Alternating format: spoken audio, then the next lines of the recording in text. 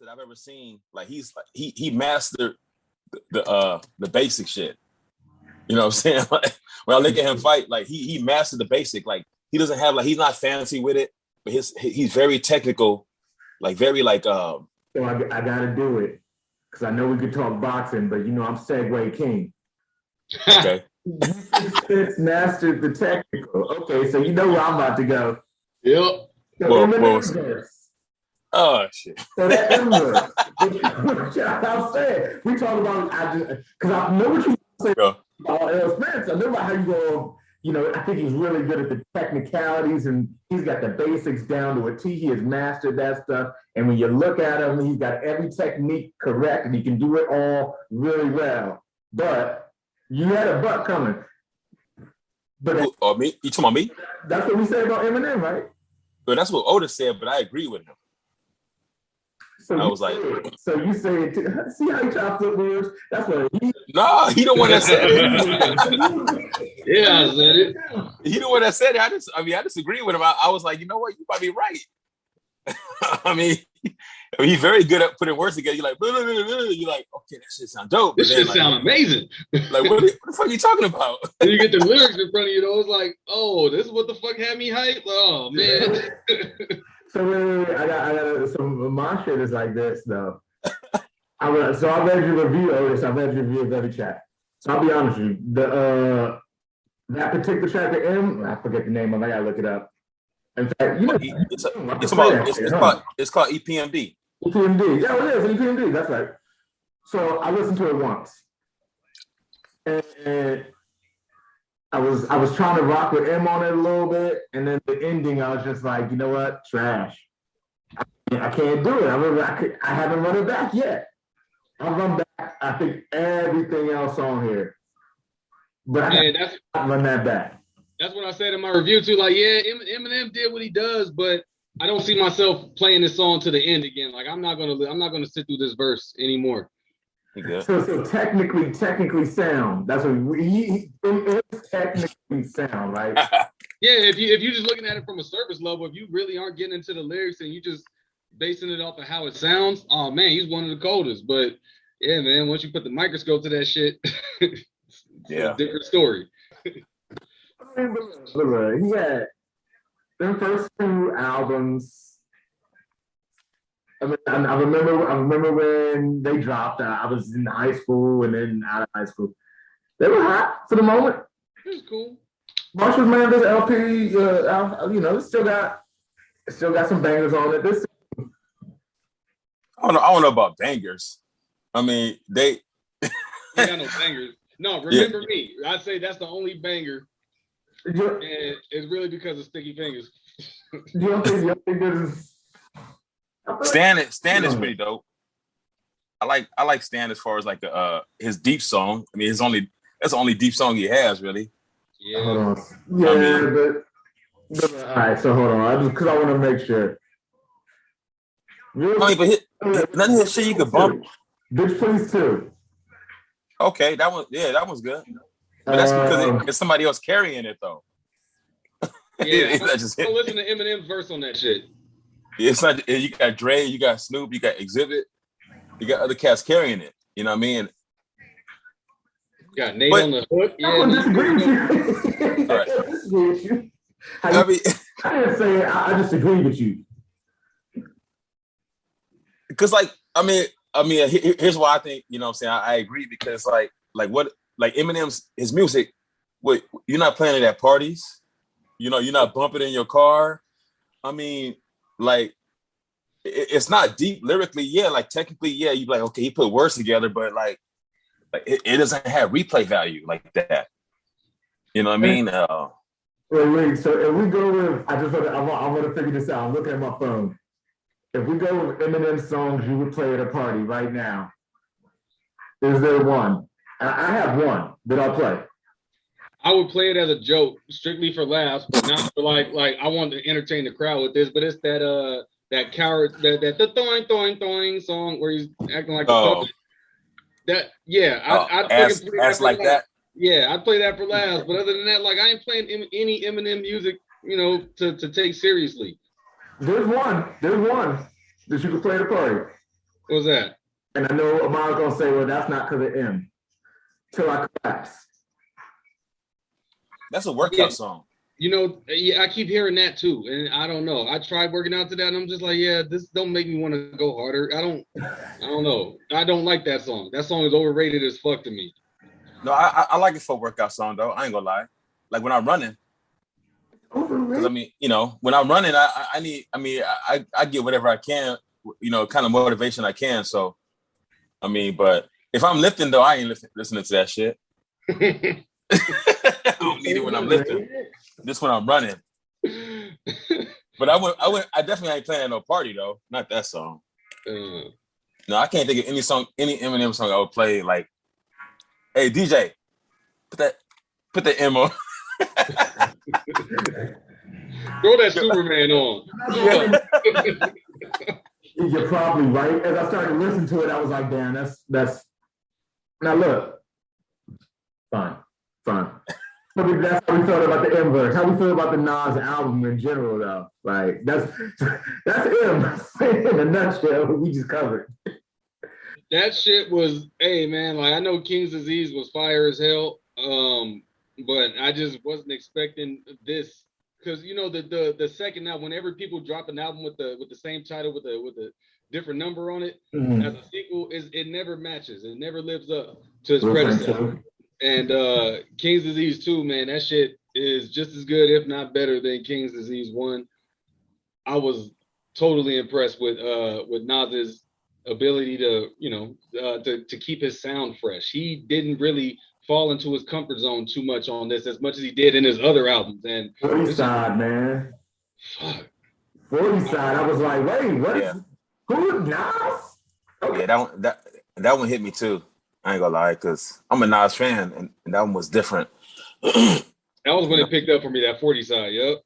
Yeah. 40 side was, I was sitting there like, I was listening, and I was like, cool, we got Nas sound, you know. Death Row East was cool. Like, I listen, you know, I'm the Death Row East because I'm a pop. Yeah, I know. But like, look, also, I kind of knew some of the stuff we was talking about already. I was like, God damn, I really was a pop fanatic back in the day because I was diving deep into. I was also running the streets like a fool. Some doing a mom that be like towards the end of that. Like, I was loving hearing that story, the pressure, but then 40 side drop and you like, wow, okay. Yeah, that Death Row East hit here. You know what I mean? Because I remember when Pac died, it was like, I mean, you know, that whole East Coast, West Coast thing was going on. It was just crazy, man. And then I remember my uncle, I used to go to Cerritos College right out of high school with the Cerritos. And so like my uncle, he used to pick me up from Cerritos because he lived in that area. He would drop me off for the Green Line, out to the Green Line home. And so like we were in the car, and then I remember, I don't know, Otis may remember, but Theo from 92.3. Yeah. So Theo was on. He was like, you know, and then, you know, he had little Asian dude with a deep ass voice. Erase those color lines. Yeah. and so he like, you know, he came on. He was like, and he was. I remember, I'll never forget playing "Ribbon in the Sky." You know what I'm saying? And then like he announced it. I was like, damn, like you know, that shit hit because like back then, like we didn't have internet. You know what I'm saying? Like we, you know, most time we rode in a car, we listened to music, you know, either a CD or the radio. You know what I mean? And so that one hit. I mean, that's what the East hit hard, man. Like, you know, in the heart. You know what I'm saying? Yeah. You had CDs back then? Yeah, 97, 96, 97, 96. I ain't no CDs, but you was balling, bro. I was. Yeah, right. Yeah, right. I was still on tapes, but actually, I probably had a Discman. I did have CDs. I mean, but everybody had that All Eyes on Me. I bought that thing like 3 times, man. Every time I buy it, I go to a party, it gets stolen. I let people ask me one about Pop, and I'd be like, how many copies of All Eyes on Me did you buy? And they'd be like, right. 5. Yeah. For real, man. I'm like, you see my Pac CD? Nah, man. Nah. I tell you, yep. You know what I had like that? Southern Playalistic. I bought probably over my lifetime 10 copies of that.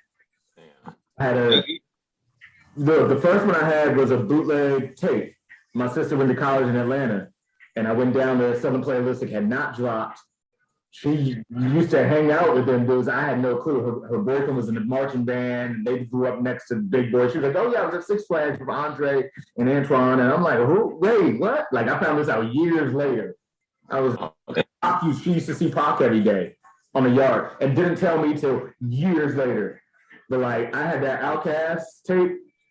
I brought it back up, and Southern Playalistic had just dropped. I went to a birthday party, the old school basement joint. I had a fresh polo in from Atlanta. I had some P-Lobs on, because forever I love Atlanta. I thought it was the most. And the party was about to end, right? And I had the tape, and I was like, yo, I got this tape. And my boy, whose birthday it was, who I went to church with, was like, yo, what you doing? You've been slacking the whole time. Swear to God, we put that tape in. The party lasted another 2 hours.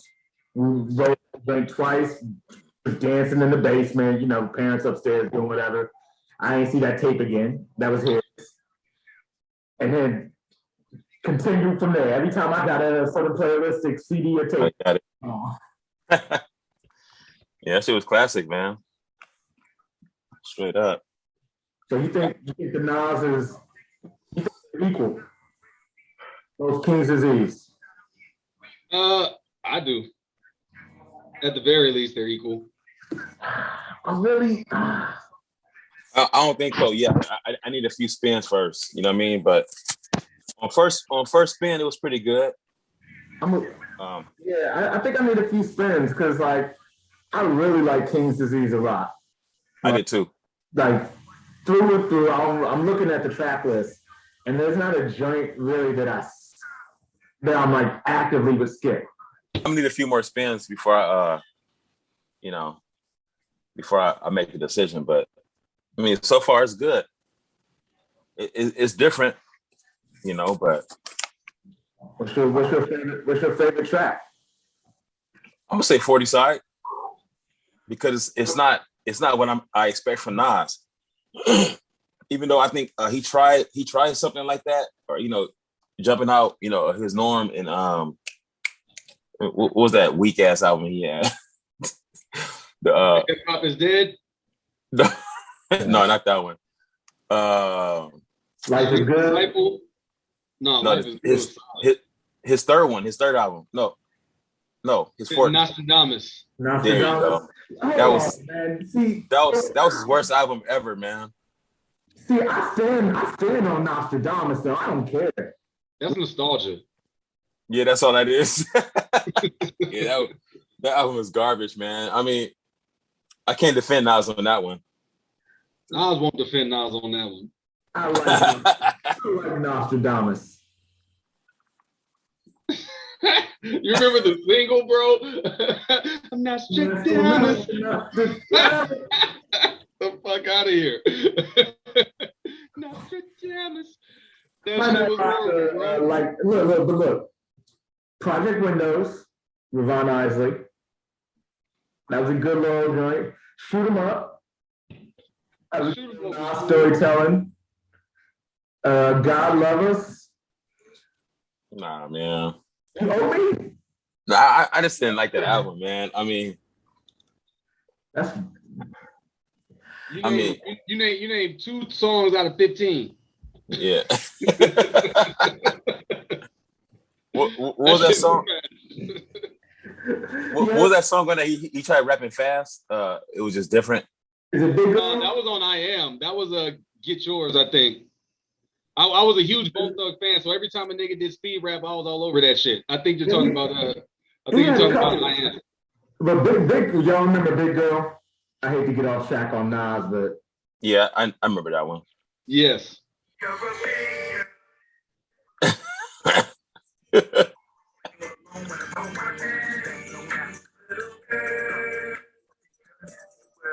Oh. Yep. I forget what song it was, but Big Girl's one of them. Horrible. Yeah, like he tried to rap fast. It just didn't sound. It didn't sound right. I think those albums were rushed. You know what I mean? I don't know. That's why 40 side hits now, because he's on that maturity level now. He's like, all right. Yeah, it was it was out of the norm for Nas, and like I like seeing when cats like take something else out of the tool bag. You know what I'm saying? And that's what my comparison with Spence is like he does the technical stuff really well. You know what I'm saying? But you ask Spence to fight backwards, you know what I mean? You're like you're asking a lot. He's not a good fighter going backwards. Whereas Floyd, backwards, side to side, he can fight in the pocket. He can fight mid distance, long range. He can fight one hand. I mean, back against the ropes. And so with Nas showing that. To me, that's why that was my favorite song on there, and the beat was hard too. So I mean, you can't go wrong there. But I would say 40 side. I'm biased for mine. Y'all actually, I was gonna say y'all wouldn't even guess what it was, but y'all probably see me posting online. That brunch on Sundays. That's me. I got to be biased on that. If you ain't done this brunch in DC on Sunday, look. This is literally like some of the attire I wear out on Sundays and brunch and pop. I mean, it's literally you popping bottles. You ever seen the whole restaurant get up and just swag surf with, bottles flowing and everything? That's what Sunday brunches are. So when he was talking about that, I was like, man, he said it. And then he shout out DC like off break. He's like Chocolate City Women, DC. I was like, man, he knows.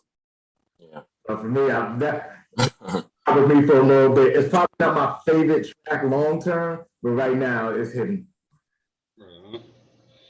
Yeah, that one didn't do nothing for me. But like I said, I when I listened to it, I was like, yeah, I probably just haven't done enough brunches in my lifetime for this shit to resonate.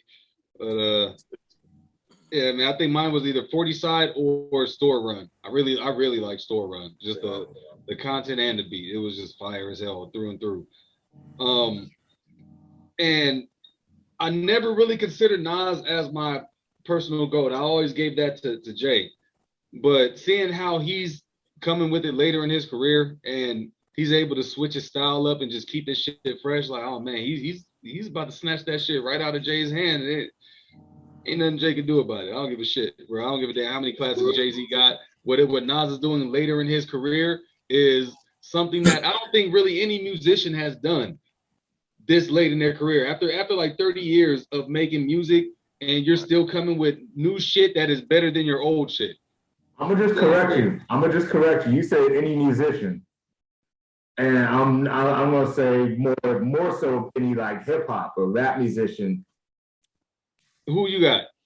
Yeah, I'm just saying because other genres, that's what we talk about all the time, man. And other genres, they don't like you're 40 years old, you ain't washed up and done making music, Yeah, you're not washed up and done, but your new shit really ain't as good as that old stuff. The only people that might be able to get that nod is the Isley Brothers. But bro, I can't like think about maybe Michael Jackson. Charlie Wilson.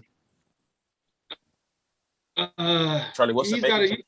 I don't know much about his solo shit. He's great on features, but but I don't think any of his later in life solo shit can beat what he did with the Gap.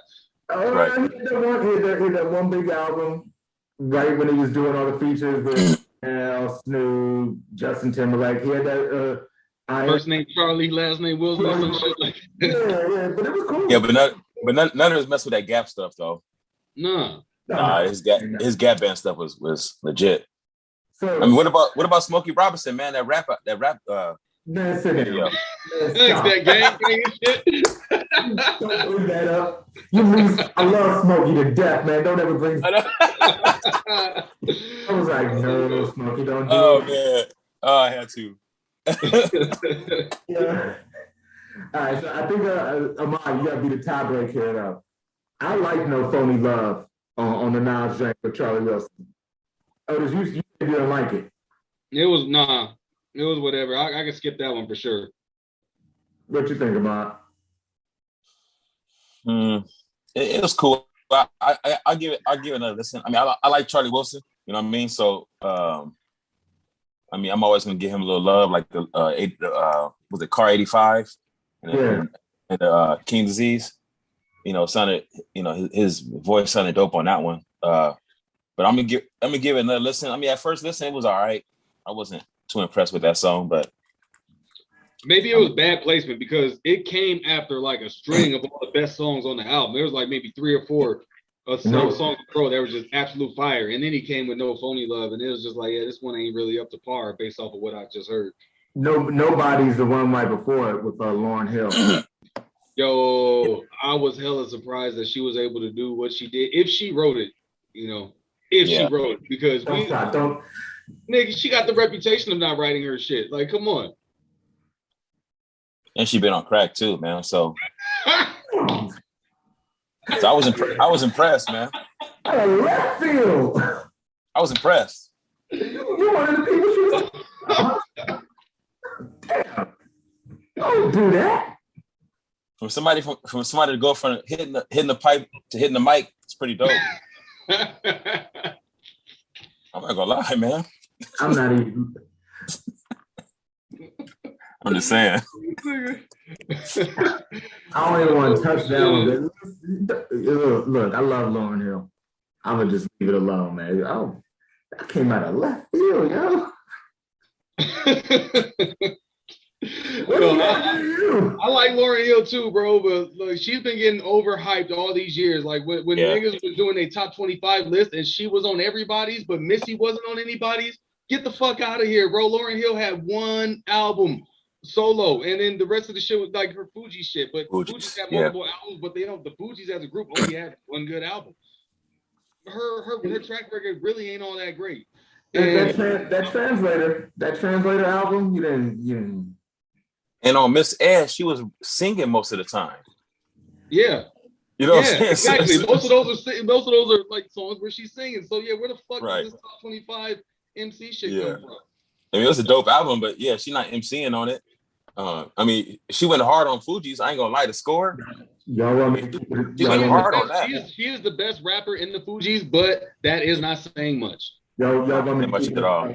A real buck here? Because I only know one way to do it. I'm out over here keeping it a buck for him. So look, let me tell you what it was. When I came up through private schools, Lauryn Hill was and the Fugees were popular. First of all, we were banging the Fugees. Like I was banging Fugees translator before the rest of my classmates knew who the fuck they were. You know, me and my friends. And then Lauryn came up, and white people loved Lauryn. I mean, I got taken to Lauryn Hill concert. The Roots opened up, and Everlast in a damn limo. Like I'm like in high school in a limo VIP status because my friend loved Lauryn Hill that much. And she's just, whatever. And so then you take that and then she disappears, a la Nina Simone style almost kind of, but just, like drops off, like says a couple things and drop off. And then like, but we put all this money and we invested our time and our hearts into it. She's got to be one of the best ever. I don't really think it was any of us talking about, because Missy was still popping up. Missy Light was still had hits back then. I was a Queen Latifah fan, I won't even lie. So I don't know if I ever had Lauryn in my top 25 or maybe my top 50, but probably not. As MCs though? MC. I'm talking straight MC. She ain't even top 50. Maybe like I'd say like maybe 40 to 50. She'll fall in somewhere around there. But yeah, man, she's not the legend that people make her out to be. I think it's the fact that she was so elusive. Like she was just low key and she just stayed away, and that kind of built up the hype about who she was. Like the last people forget the fucking Unplugged album she had. So they kind of look at it like Miseducation was the last album she gave us, and it wasn't. Shit Unplugged. It wasn't. That shit with Water or whatever the hell, the acoustic album, trash, bro. Trash. Even after I developed a liking for acoustic music and just alternative rock, I guess that's what that would be considered. Nah, man, her shit was just trash. Yeah. I had that album. I think I had that album. You fuck with it still? So what was it? We played? Is that a Lulu? Yeah. No, that ain't even a weed. I won't even put my weed on that shit, nigga. That's a coaster.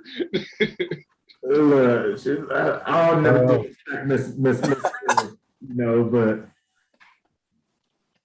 but I don't play her music as much as I used to.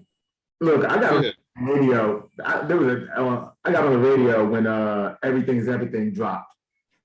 And I called up WPGC 95.5 in Washington, D.C. and I got my ass on the radio and I was like, I don't even know what I said. I said something like it's off the Chizane or it's off the Hizzle. Whatever the hell I said. And then and then recorded myself on the radio. They got me on the radio, recorded myself, and then Everything was on. I went crazy. So I was a big Lauren fan, but you know, I liked her verse.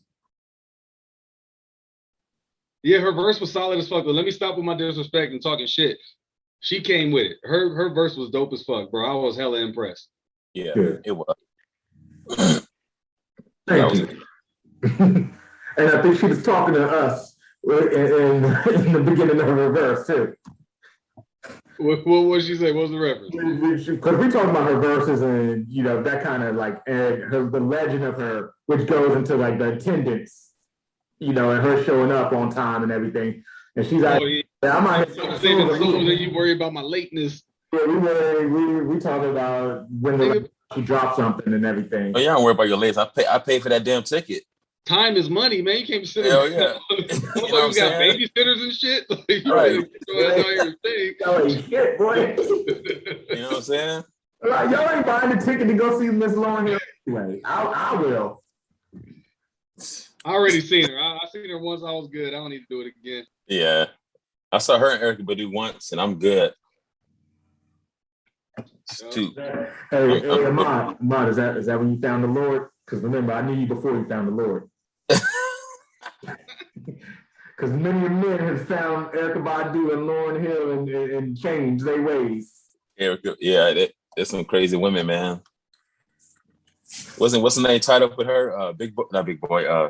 3 Stacks. Yeah, that was his girl. What you mean? Yeah, they were together. You know, and he playing flutes now. At the fucking airport and shit, like he just playing flutes. Fuck rap. It ain't even no normal flute. It's like a giant kazoo looking flute too. Like, what the fuck is that? Man, hey, no talk. Like I remember when ATLiens dropped, right? And this is what I was saying. Like I got throwback stories too. And I told you, I was telling. First of all, whatever. Hello. Yeah. I'm just saying what up. Y'all hear me? Yeah, yeah. Yeah, man. Yeah, drop, right? Hey, I just used to hang out with them. Yeah. I just got up in here as y'all was talking about the lateness. Oh yeah, you good? Yeah, part of my lateness. Perfect timing. Yeah. Just got back. Me and the wife went and got some ice cream real quick. You know, I gotta go, but you know what I mean? Obviously y'all talking about the Nas. I ain't really got my ear all the way through it. I think I'm like 10 songs in. But I did catch the M verse and I did catch the Lauryn Hill verse y'all referencing. I think it was a good appearance for her, for real. I mean, you know, I guess she's one of the female MCs that actually writes her stuff, you know? So I definitely was interested to see like, where's her pen at? You know what I'm saying? But y'all was saying earlier that she didn't. I'm talking about Miseducation. Oh yeah, Miseducation. She wrote Miseducation. See, that's the thing. So that's why I want to know, like on this Nas feature, you know, was it her pen working? But it was a good verse though. You know what I mean? I ain't gonna lie, like the verse was sweet. He got a good one from her. You know, I think overall the album itself is it still got kind of that nostalgic Nas vibe to it. You know, I think it's a different side of Hit Boy. You know, Hit Boy did the Benny album, you know, then he just did this Nas album. So, you know, I'm paying a little more attention to Hit Boy, you know. But overall, man, so far it's decent. You know, it ain't like no super fire album. To be honest with you, I kind of expect a little bit more from Cole album this time around. You know, I think Cole album is solid, but I haven't found too much replay value in it like the last ones. You know what I mean? And maybe that's just me. You know, but I'm just keeping it real and always a buck. You know what I mean? So I only found replay value in Forest Hills Drive, and other than that, I just can't fuck with Cole. I don't like his music. It's not bad. It's just not. It doesn't do nothing for me. Yeah, I mean, Honestly, he wasn't the best pick for me to go into the tourney battle we just did. He definitely wasn't the best pick. I just wanted to get somebody out in the round one. I mean, you can easily get the hot 10 songs and get somebody out of there in the first round. But right. Back to Nas, though. You know what I'm saying? Yeah, I was listening to it lately. I'm not all the way through it, but so far, it's decent. It's a good one for him. The Eminem verse. So, I don't know, man. You know, Eminem, he gets to rhyming. Then he gets to just going. And it's like, okay, is this cadence or these bars? Like, am I learning my syllables again? You know, you know what I mean? Like, so, but it's not to take away from his skill. I mean, to put a lot of words together like that is skill, But it seems like he'll spit hard. He was spitting hard. Then, like, it seemed like when the music switched up or the beat switched up, he just got going. And it's like, But hey, that's what he do. You know what I mean? That's that logic shit. You just say a bunch of words that sound like they rhyme together real fast, and then motherfuckers be like, "Oh, he's spazzing," but nah, he's just saying words that rhyme and they sound good together. That's really all it is. Yeah, it still takes skill though. I ain't gonna lie. Yeah. I'm not gonna knock it. Like, bro, his ability to rhyme is unmatched. That shit is crazy. The way he can do it. That nigga can rhyme orange. It don't make no sense. So, yeah, I feel you there. Yeah, man. But when you feel it, Lou, who are you fighting? Huh? It what? What bobcat? Oh man, I just came off the rope. You know what I mean? Just came off the fourth rope, man. You know what I'm saying? It's crazy out here, man. You know what I mean? Help the bear, not me. You feel me? Help the bear. That's a Mania 6 shirt on right now, bro. I figured y'all's probably gonna be in here all cute. Y'all probably gonna be in here all cute. You got your cute on your rapper phone. You know what I'm saying? He got his brand new era fitted on. He probably just bought it for the vid today. Oh, sticker on that motherfucker. I'm like, man, I'm gonna hit y'all with this classic Randy Savage shirt I got bought up somewhere. I always wear hats, man. I always wear hats all the time. Look, that's me. Without the hat on, bro. You don't. So I always have a hat on. Man, y'all can't see because it's on the video, but that joint go back a little further. You doesn't look like right now. I don't know, man. I see you over there with the $1 million neck. You know what I'm saying? What West Side Gun say? WKHH $1 million neck. Hey, man, look. Shot up 200 rounds. Y'all know what's next. I wish it was WKHH. My rent would be lower. Man, what? I'm trying to be like you, man. All you need is you need a charm that say we the best on it.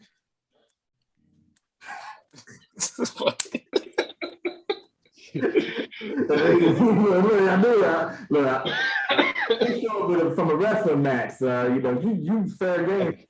Hey man, it's hard out here, man.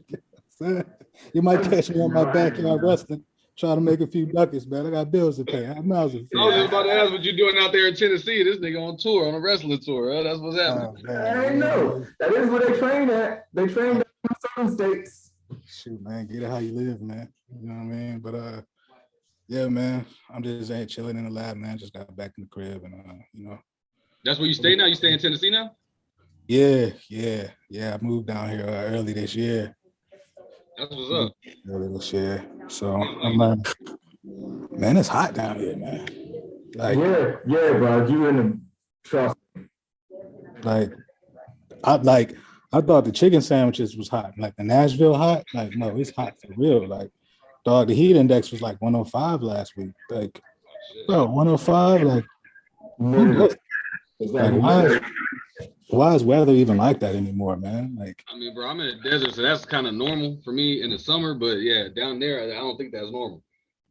Nah, it ain't. I mean, I'm cool. It's always that hot down there, and it's humid. Yeah. I work in the desert, man. It gets hot. I work in Atlanta. Oh, all right, Yeah, it's hot. So y'all got them Valley jerseys, huh? Where y'all Chris Paul's at? Y'all got the Chris Paul jersey, huh? The Phoenix. Y'all rocking them boys? No, man, it's Cali, man. all day. You talking about? Oh yeah, that's right. You talking about Arizona? Nah, but we got deserts out here too. Yeah, that's true. I only been to everything. Yeah, we got a little bit of everything out here. Hey, look, but that's Cali. But what about? Hold on, wait for the drop.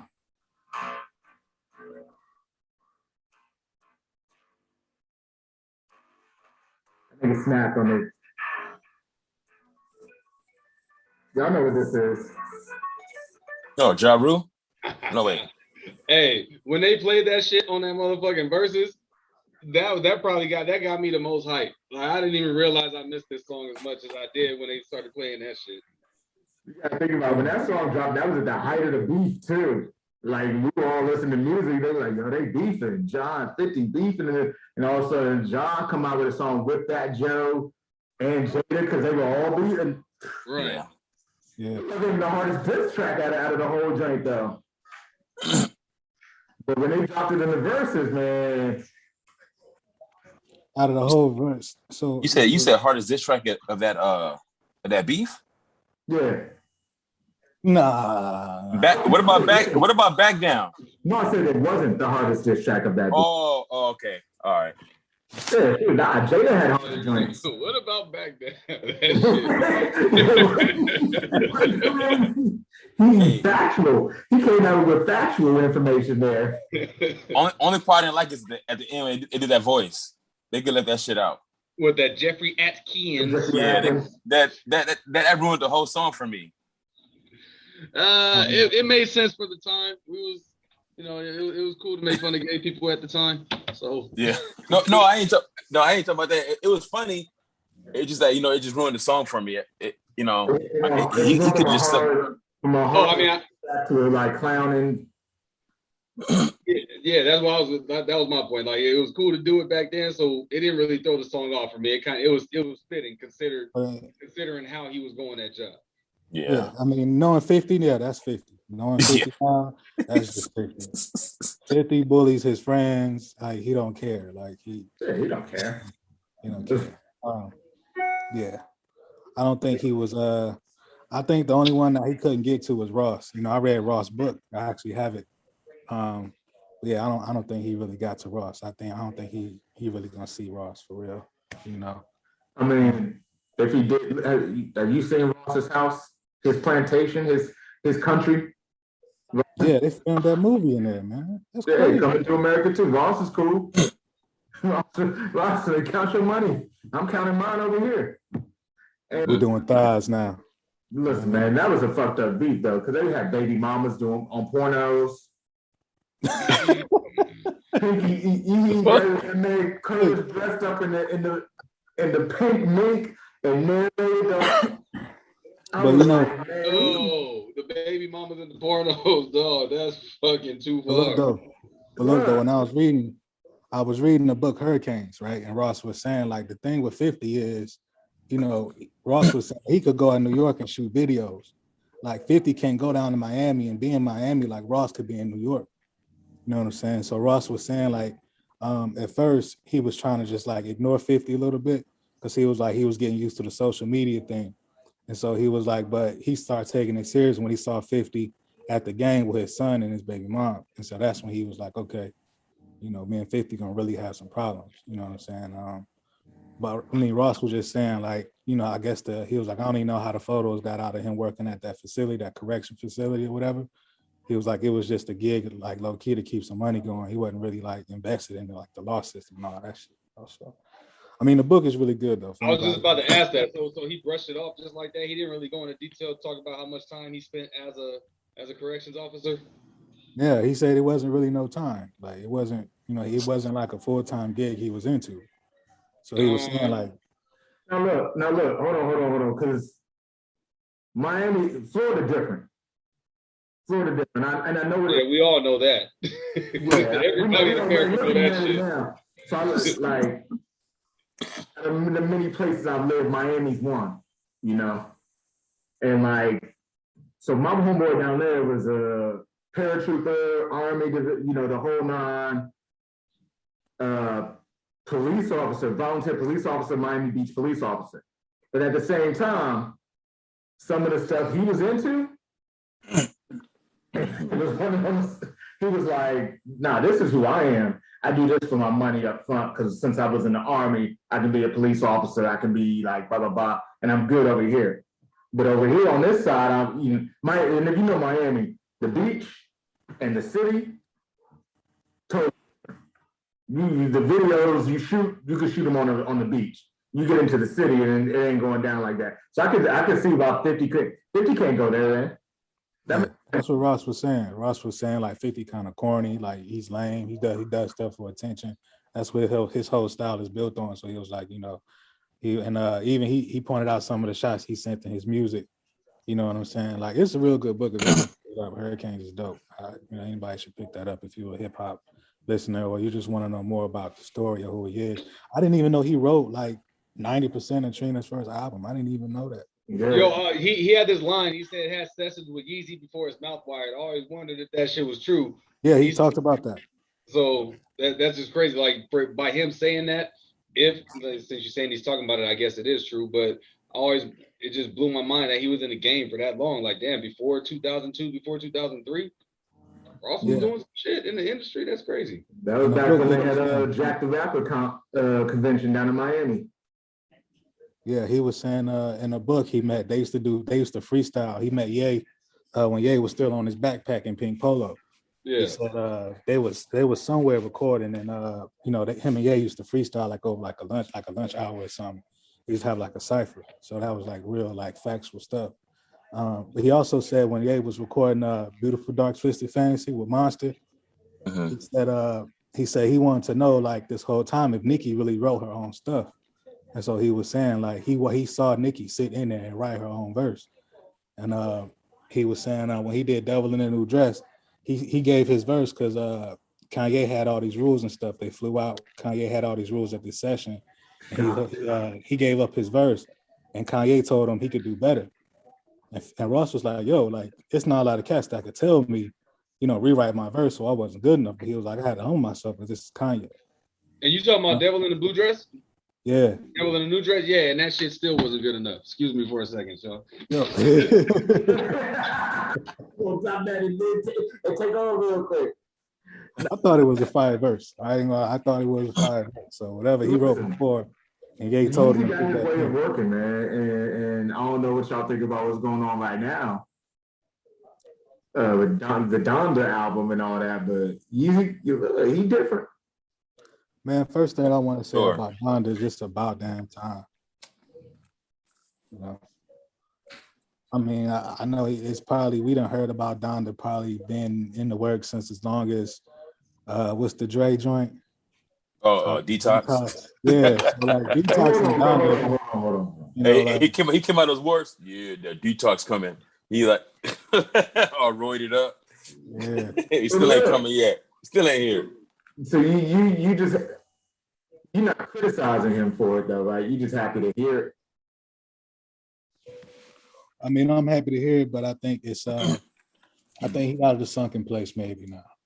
I mean, it's got his mama's name on it. Yeah, so I think he was on that path and then he got caught up in the sunken place. So now he's out of the sunken place. He's probably picking up where he left off with being Ye and what he was doing, So he got sunk in that Armenian pussy, man. Yo, that everybody had. So yeah, that's that sunken place he was in. And I'm not mad at him either. Look, I'm not mad at him. If anybody that want to criticize him for that, I don't want to talk to him. For what? Criticize him for what? Dating Kim Kardashian, eventually marrying, and that whole relationship. Marrying is something different. Yeah, I get why cats get with him though, because I mean, it's cloud chasing. You know what I'm saying? But you build your brand. No, but you build your brand by messing with them. Because I mean, look at. So I'm gonna go back to boxing. So Floyd Mayweather, he would bring out Justin Bieber. You think he really gives a damn about Justin Bieber's music? That he knows, okay, if I bring Justin Bieber to the ring with me, all his fangirls and fanboys are gonna search him up. Guess who they're gonna find? They're gonna find me. And I think that's what cats are doing. They clout chasing. Yeah. I don't know if the Floyd comparison is good because Floyd's friends with Usher, right? And that's But just he didn't have Usher in his the Bieber is Usher's artist. yeah, but okay, so like if a they no-brainer to like look, boom, boom, no, all link up, make it work. yeah, but how come he didn't bring Usher to the ring instead of Bieber? He bring up Bieber in the moment. You know, Bieber's bigger. That's why. And it don't matter because Usher getting the money from it behind the scenes anyway. I ain't talking about Yeah, but Usher. he's getting the clout from Bieber being there though. He ain't getting the clout exactly. from Usher. You know, Right. Bieber's huge, man. I mean, I'm not a fan of Bieber, but if I was a boxer and I was able to get Bieber in the ring with me, I would too. So okay, so if Ye was kind of like using Kim K to build his brand, knowing Kim K's reputation, what kind of clout is he getting from that though? Okay. At the time, I don't think Kanye gave a fuck. For years, he said it way before they even started talking. He been rapping about Kim Kardashian. That's who I wanted to be with. So I'm sure I saw that. Maybe years before I've seen it. Like if this had been me in '99 and it was Mariah Carey, and in by 05 I could date Mariah Carey, I would have been like, I don't care what y'all saying about her. Like I was trying to get her. I was thinking about her in '99. Maybe he had different reasons, but I'm talking about guys like. I'm talking about guys like players and shit. Yeah, James Harden. By the time you get to her with all the knowledge and it's sold to her as is, no warranty. Because you a basketball player, you a business too. You know what I'm saying? And so like you look at a guy like James Harden. I mean, he could have any, I didn't say any female, but he could have a lot of females. But he chose what? Chloe, right? That's the one he messed with. The big one, the one that's OJ's daughter. Oh, for real? That's what he was. So look, TKO Joe did not show up today, but TKO Joe been making appearances every now and then. Hey. Amanda and halfway quiet, and then he chimed in, and then some reckless come on. He either called hey. The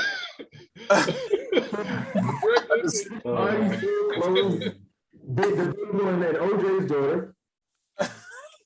I'm just saying. Okay, so like, I think guys like that. I think guys like that clout chasing, knowing okay, if I get with her, you know what I'm saying, like people are gonna search her out. They're gonna find me. You know what I'm saying? That builds my brand. You know what I'm saying?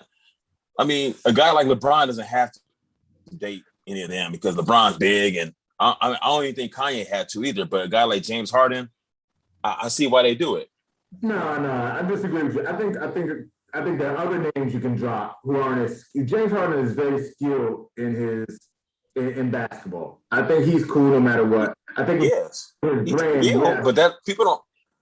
But casuals don't care about skill.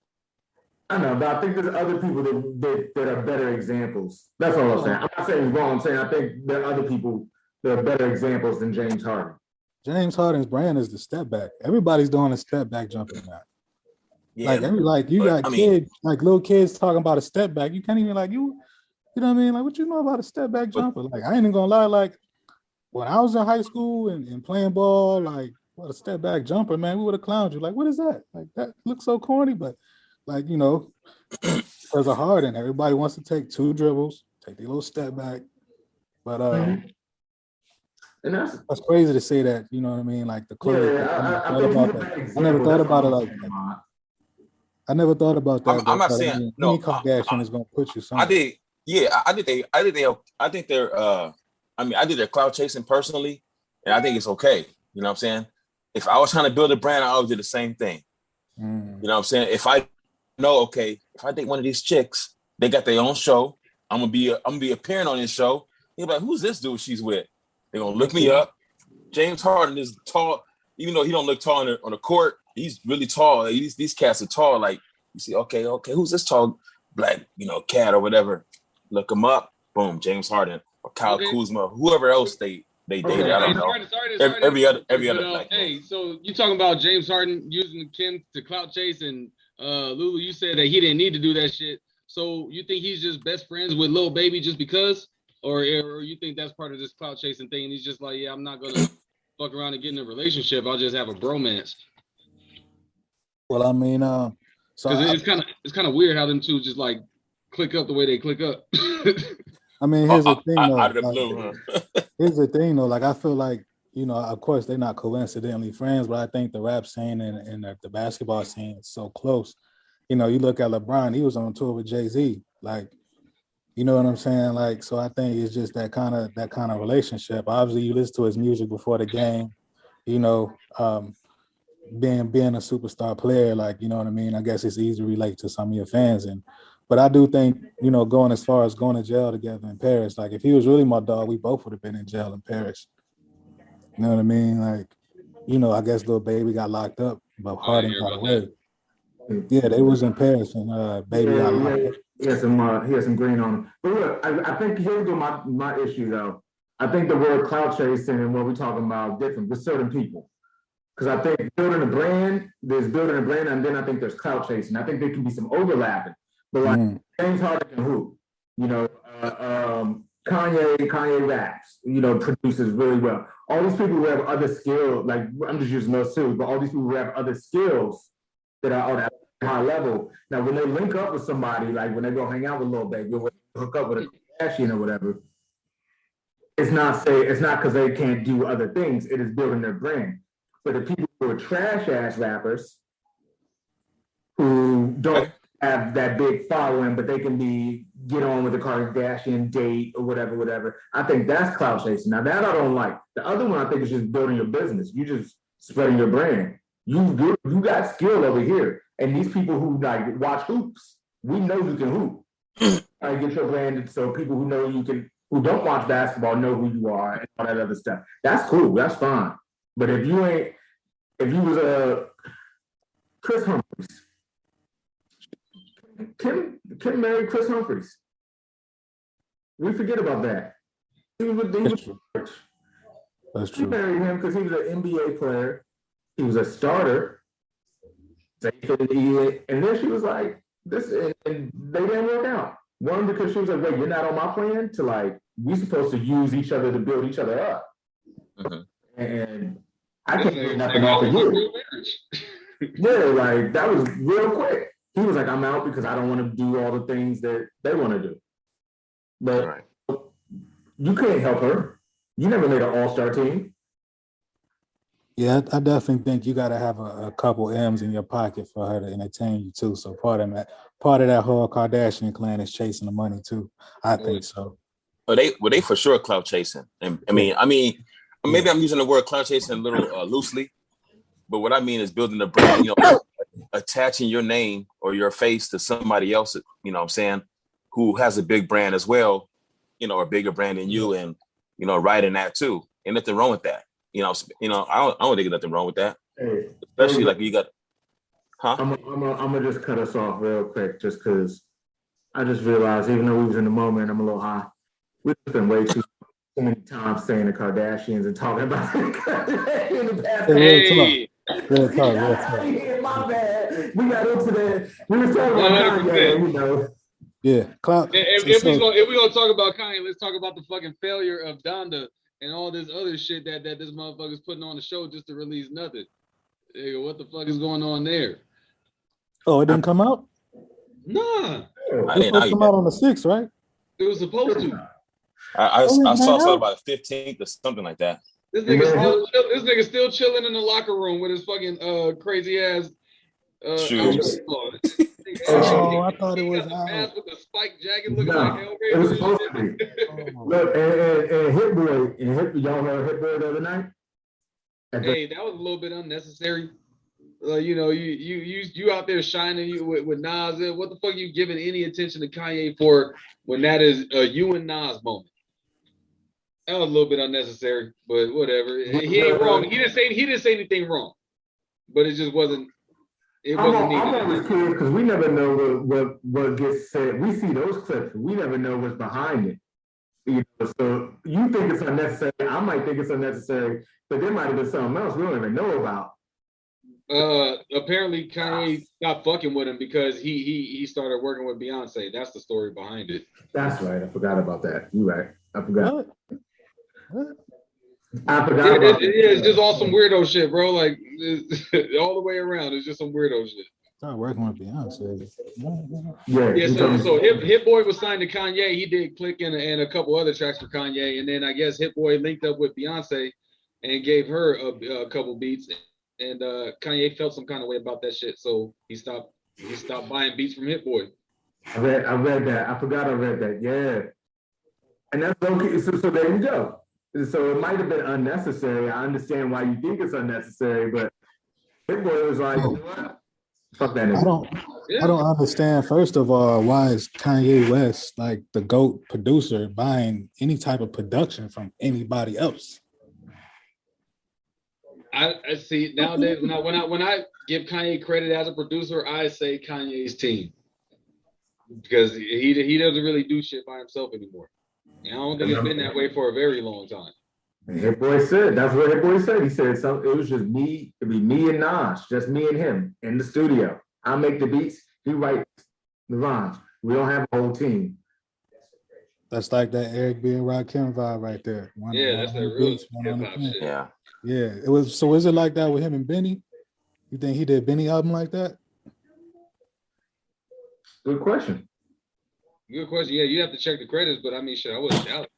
Yeah, I mean, if you work that way. Now, I know there are other people that come in throughout, because like if you watch the clip of it, you like the clip we talking about where he was toasting, he was like most of the time it was just me and Nas. So they have people that come through. Yeah, I ended up meeting one of the producers. His producer name is Playboy Party or something like that shit. Or some Penthouse Party. There you go. Okay. He had a production credit on Nas's King's Disease.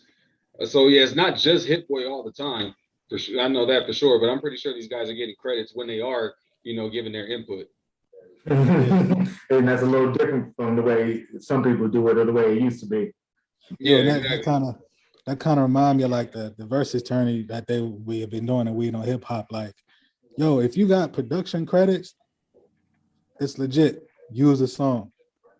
Like I remember one time Tone was trying to tell me that Juicy J didn't get credit for bands, and I'm like, how do you not get credit for bands and make a dance? Like, if you're writing the song, if you got a hook on the song, you get credit for the song as writer credit. Like, you know what I mean? Like that. You know what I mean? You get a couple dollars off the track. You know what I'm saying? So got it off of Beyonce track.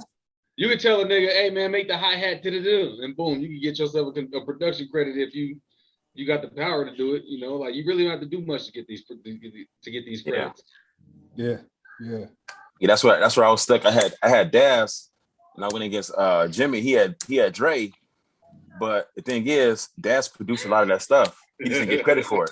Dre was like, "Oh, I got this." Yeah. From what I heard, it was like, okay, like people like made stuff. He produced it, but took all the credit. That's one of my favorite. A lot Drake for sure has a team. Yeah, like with the Doggy Style, Daz did some of that stuff, and and Dre got all the credit. Dre's like listed. I think is the only producer. Ain't no way he produced that whole album by himself. I listen to a lot of Daz, and if you listen to Daz and stuff, I mean, I got Daz's mixtapes from So Def. That's like, I really rock with Daz like that. I like his music, I like his style. It's not always like the best raps, but like you go back and you listen to some of the old Def Row stuff, and you're like, man, that's definitely Daz. Daz. Hey, and niggas. Sure. Niggas in the know will say that 2001 is what's that nigga's name? Hitman's album? Yeah, Hitman. Yeah, they say that's his album, writing and production wise. That this motherfucker did so much that you may as well give it to him. Yeah. Hitman didn't get no real love. What's my man's name? Mel. Is it Mailman? Mailman, yeah. Mailman. Yeah. And that's the thing. Everybody wrote for Drake. Like, so like as far as if they know production, it's the pen. Yeah. So like, you know what I mean? Like Game done wrote for him, like Kendrick done wrote for him, like that nigga is the most famous outsourcer. Right. I could write for him too, low key. He's like the Don King of hip hop. Hey, this is what when I was listening to the Compton album, it was a little game I played by myself when I was in the car. Like I just try to guess, hey, who wrote this nigga's verse? Yeah, that's what I do when I hear Dr. Dre rap. I just try to figure out. Man, I just remember the first time I heard on Chronic 2001. He said, "Y'all know me." Oh, you talking about? It's like, and the first time my man was like, "Yo, Jay-Z wrote that," and I went and listened again, and I was like, "Man, damn, that's Jay-Z verse." Hell yeah. Yeah. And forgot about Dre. You could tell Eminem wrote that. 100%. yeah. Okay. Yeah, forgot about Dre. all them syllables together. Hey, you know what? While we talking about that, man, Consequence wrote a lot for Ye. Yeah. Consequence. I don't know enough about Consequence to pick up on it. Oh yeah, Consequence did a lot of writing for him. Okay, but this is Jay though we're talking about. So like the college dropout, Cameron, wrote so much of college dropout. Rhyme Fest too. Was that? Oh, I forgot about Rhyme Fest. Yeah, Rhyme Fest. Rhyme Fest too. I mean, they had that whole Consequence, Rhyme Fest, GLC. They had a whole like conglomerate of like people who bar spitters and that nigga had a hell of a pen squad behind him. Yeah. Not like Jada. Jada was on his own. Yo, so who was y'all going for before the shit started? The verses started with Dipset or Locks? Be honest. I want honesty here. I was all for the Locks. Man, I've been Locks.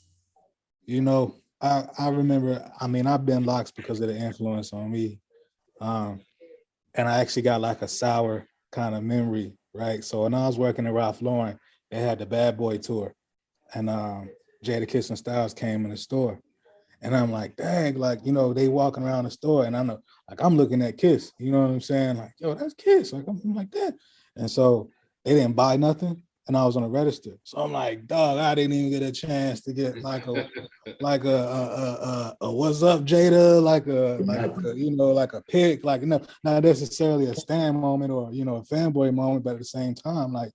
I remember back when it was CD players and you had to hold the CD player like riding a bus, and I had that Kiss the Game Goodbye going, and so when I finally I felt like I had a chance to meet him, I was within like 20 yards of him. He was walking around the store shopping, and he didn't buy nothing. So I'm thinking, man, I hope y'all catch him out of the register. I'll cash him out, but like, I'm like, damn. But anyway, I definitely was Locks, I mean, in Dipset, they had their run.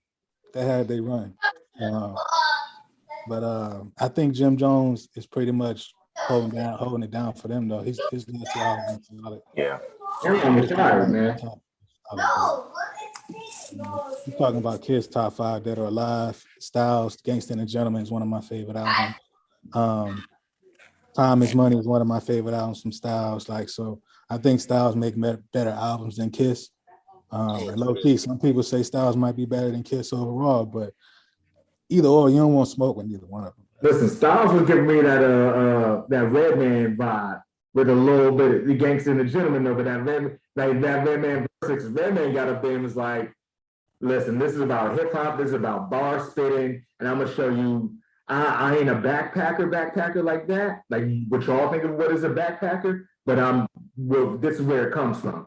Me up spitting, giving y'all bars, showing you skill, and Jada's just, Jada's gonna do his. Jada said it. He said, "I'm the transmission. I keep everything going." Yeah. I was going for the Locks. I mean, I'm more in the bars for the most part. So when it comes to the verses, especially because you can get up there, you got to perform. You know what I'm saying? I think Dip said they did too much lip syncing. You know what I mean? And Locks, they did the bar work, man. And I mean, at the end of the day, man, that's what most people who go there go to see. And like you said, you in New York too. In New York, man. I mean, that's the Mecca. You know what I mean? Like, this ain't no lights, camera, action. You gotta when the right. Come on, you gotta be ready to spit.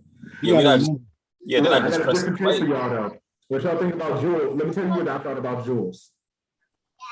At first, I was like, man, please go sit down. Go get Jules out of here. after a couple of days, I was like, you know what though? Jules had to do what he was doing. I wasn't gonna do it. Cameron was gonna sit there and chill until he didn't have to. Jim Jones, you know, I don't know nothing about Jim Jones like that, but Jim Jones seemed like dude on the block. That nigga was too busy falling off the stage and doing goofy shit. I mean, he just seemed like the old dude on the block who's still trying to be, who's still trying to be 19, but still trying to be 23. I was like, he wasn't going to Drew do all the hype work. So I actually gave Drew Santana a pass. I was like, you know what? Do all the work. Like Cameron got up for 3 verses, a verse or 2. They were counting on the young boy to do all the energy work, and I'm like, man, like I knew it. Santana just got out of jail recently too, huh? Yeah, that nigga looked hella comfortable when he laid down the floor like that. When he was pretending. Oh yeah, nigga, that shit. But you seen the? We ain't gonna do this. I'm gonna do it. You seen the one picture? The only picture I seen of him in locked up. It was interesting. What about the picture now? The only picture I seen of him locked up. I ain't seen it. Yeah, I'll let y'all do the Google. It was interesting. I was like, okay, you protected in there. I see. Hey, you got to remember, like I had to remember, like the Locks came up on a Bad Boy, so they know how to perform. Oh yeah. You know what I'm saying? They definitely got a little bit more industry game than Dipset. Like, well, not a little bit, like a lot. Yeah, I did. Some performers, they definitely got that from Diddy and Bad Boy. So, it was an easy bag for them. I would have did it too. Like, what Dipset? Yes, sign me up. And look, here go the thing.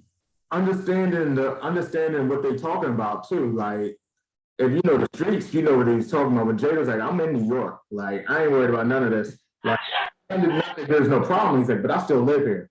And like New York is being ran right now by, Blood Set. The Bloods is heavy in New York now.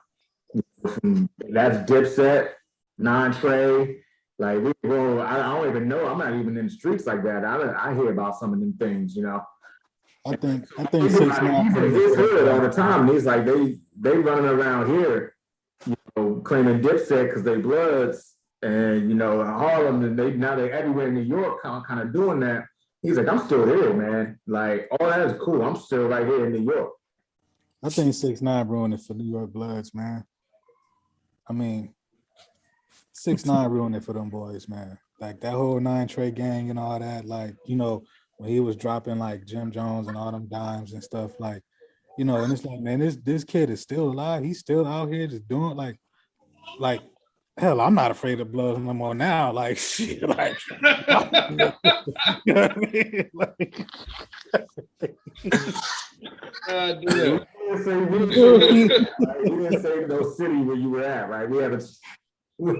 Hey, my man out here with rainbow braids and a Skittle colored Lambo. Nobody can find them. Right. That's crazy. The brightest dude on the block, and I'm not talking about the smarts either. The brightest dude on the block, and nobody can find him. Like, damn shame. And like he is like too, like y'all could like these cats found Pop Smoke.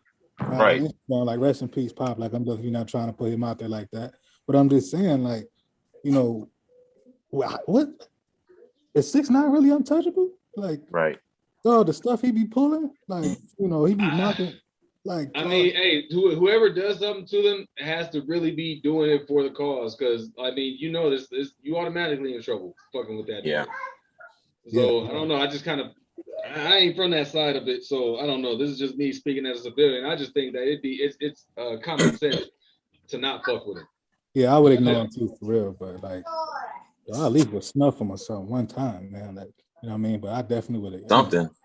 Yeah. I mean, when he ran up on Meek and stuff and was making all that rah-rah, Meek Mill was kind of like, what? Like, get this kid out of here. Like, that was smart. You know what I mean? Like, yeah, that was smart, Yeah, and he got a lot to lose. So I get it. Yeah. You know he cannot get in any more trouble. Yeah.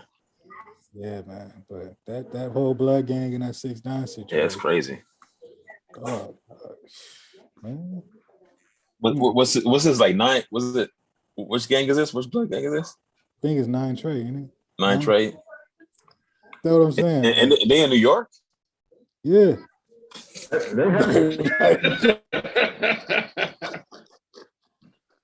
that goes back to the 90s, though. This is in Harlem, right? Look, but look though, ain't Jim Jones part of that set?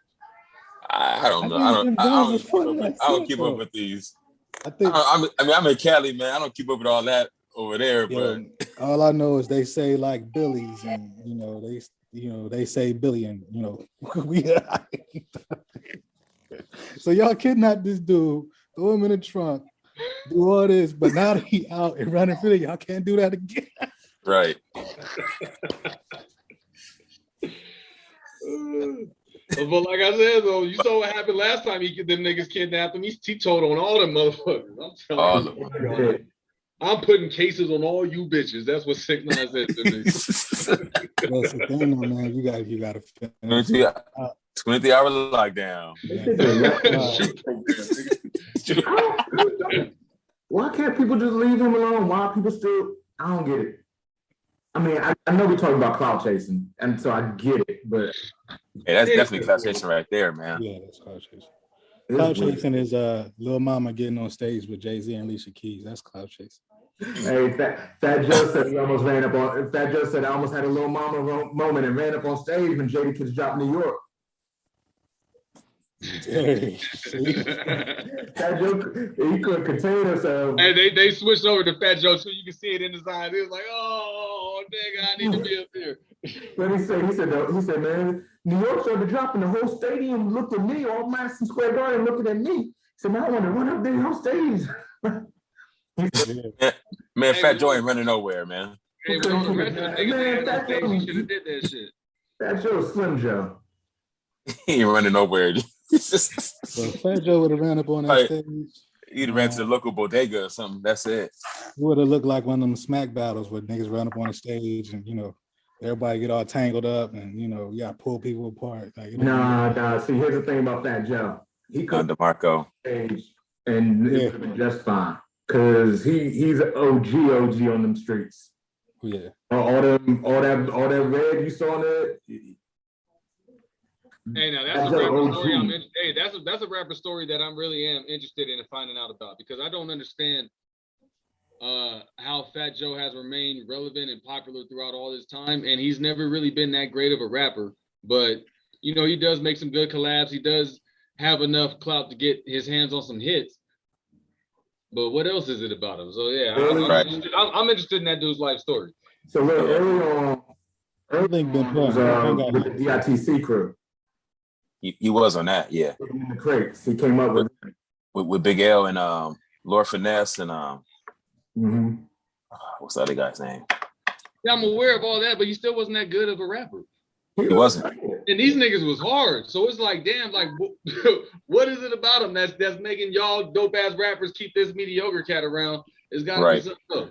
Yeah, because Big L was hard. Big Pun was hard. All these cats he rocked with, they were hard. But Fat Joe, I mean, come on.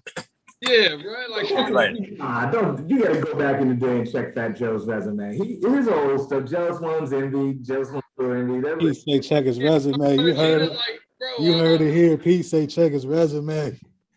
Ooh. Hey man, who got the wackest verse on John Blaze? Hey, listen, man.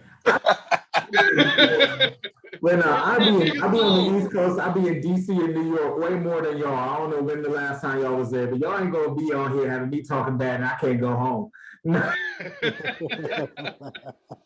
I can't show my face in New York because I said something bad about Fat Joe. And then, hey, bro, what we just say, man? 6ix9ine be in the hood all the time. You good? Yeah, good. Hey, he was in that song with some heavy hitters too, on that John Blaze.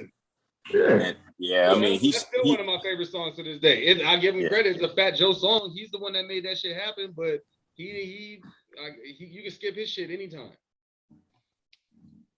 Yeah. You gotta get you listening to. I mean, it's past time now. I don't know that like going back and listening to Fat Joe now is gonna hit the same for you.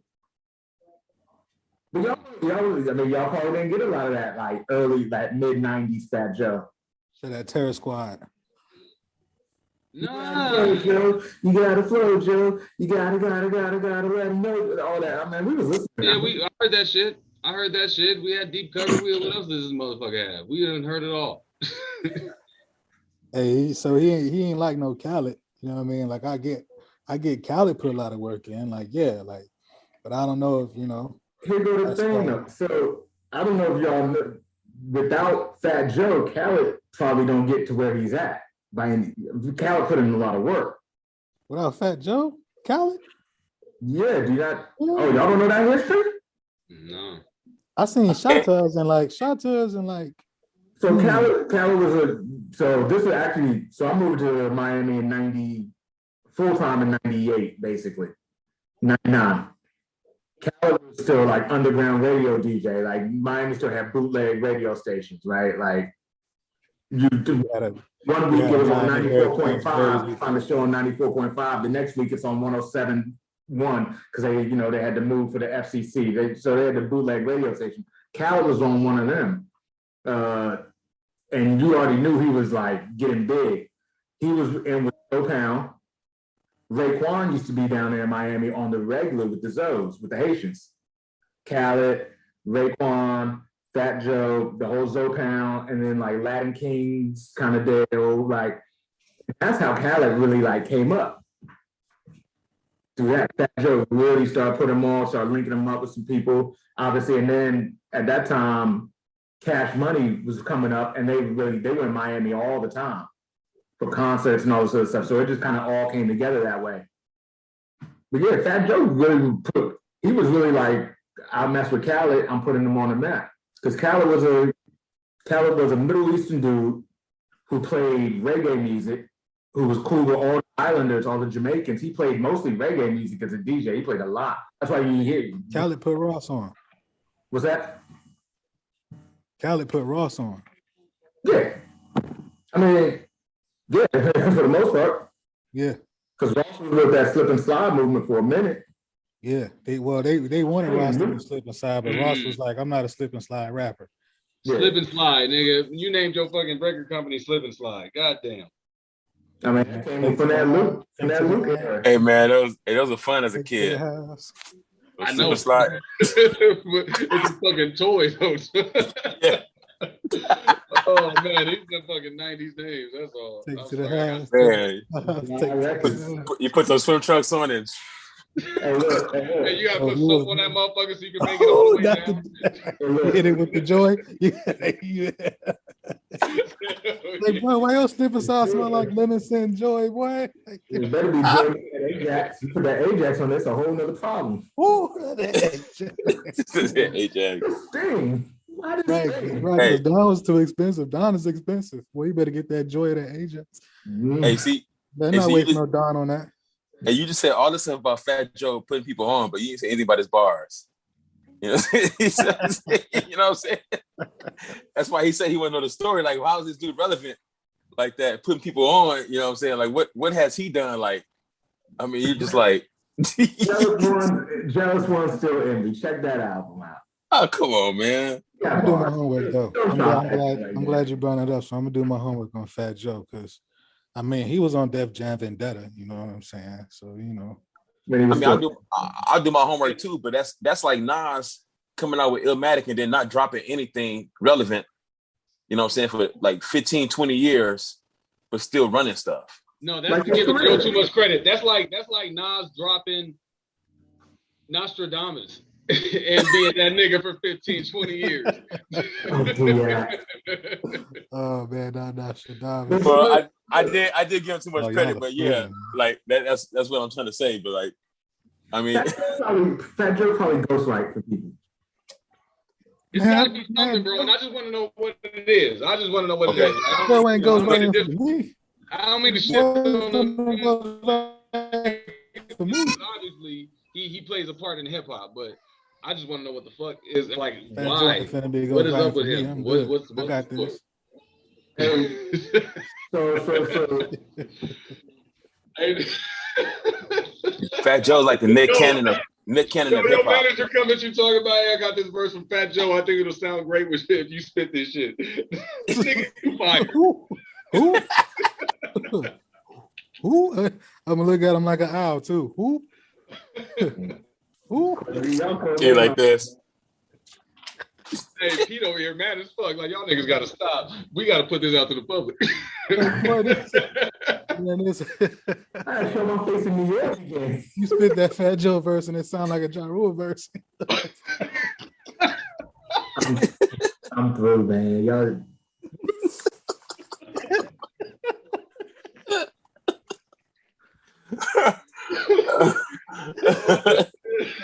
Like, bro, hey, y'all really would be killing me. California for a little while longer. Dog, Hulu was terrible. You heard that? Y'all gonna put some respect on Fat Joe's name. Let me do my research, though. I'm gonna check it out, but I don't think he's that skilled. I mean, to be like, not dropping anything. You're like, man, like, just that nigga. I mean, yeah, it might just be street cred, I guess. I don't know. He got a lot of business cred too. Business. Yeah, he got. Hey, and if his street cred fucking is deep enough to translate into the music industry to keep you relevant for decades, hey, that nigga must be a motherfucking soldier. Man, let me just say this. Let me just say this, Otis. It is. All right. he for 9 trades. Well, that's it. It worked. I'm never gonna be able to go back to the East Coast. I can't stand y'all, man. Y'all trying to hear me? Not the Billy. Not Billy. Not the Billy boys. Hey, if he from there, he better do something, man. Yeah, I'll be right back. You ain't see Dipset? You ain't see Joel Santana and Jim Jones throw it up? Throw that entree up at the verses? That's what they were doing. Man, That's actually what moved the crowd the most for him. This whole like that whole set with 6ix9ine and stuff, that's almost as bad as George Zimmerman still being out here. Yeah. You know what I mean? Yeah, almost. That might be worse than George Zimmerman's situation because I ain't gonna get too political in here, but let's just we can't. It's pretty crazy though. Yeah. But that's what that's why they ended up dropping bars and verses and everything, but somebody gotta do something. I ain't telling nobody to go do nothing to nobody. I'm saying besides just dropping a bar, getting out there in the streets and like and all that. No, for me, it's the mockery of it, man. It's like, Zimmerman, he's hiding. I mean, we haven't seen him. You know what I'm saying? Like we're not seeing him out there like that. But this dude, man, like he's out. Like, and I'm not saying somebody should touch him up because I would never say anything like that. That ain't that's not anything I should be saying. But like he's making a mockery. Like he's out, like saying stuff and like flossing, and it's like I mean that's what makes it worse to me. You know what I'm saying? And knowing that you was snitching on all these people. You know what I'm saying? And yeah, man, that doesn't sit right with me. You know what I mean? And there was a moment there though. There was a moment where it could have been all right, like right after the trial, right? If Daniel Hernandez, his name Daniel, whatever, 6ix9ine, if he had just been like, you know what, 6ix9ine gone, I'm gonna sit down, I'm Hernandez, like I was in the trial when I showed up in this, but instead he was like, no, I'm back out here, and I'm clowning. Trying to clout chase harder. I'm trying to talk more trash. Like you cutting out. Well, sit down. Yo, Pete. Yeah. Oh, am I cutting out? Check. Y'all still hear me? Yeah, I hear you. Yeah, I hear you. Yeah, he cutting out. Call him Bison. I hit the record button real quick again. Oh yeah. Yeah. So yeah, man, what's going on like that? So what's the climate and we know hip hop? Like I kind of been on a hiatus. I've been busy too, like, but I ain't gonna lie to you, like, man, the tournament thing is starting to get repetitive a little bit. You know what I mean? So I kind of just stepped away from it, and I got things going on. So, but what's been going on in the WKHH? You know what I'm saying? Well, pretty much that.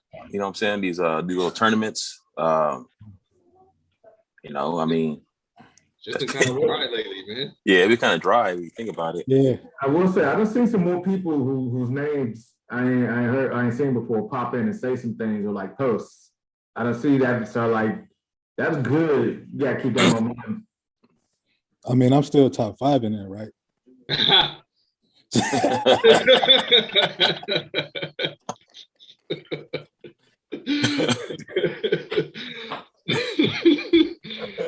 Oh shit!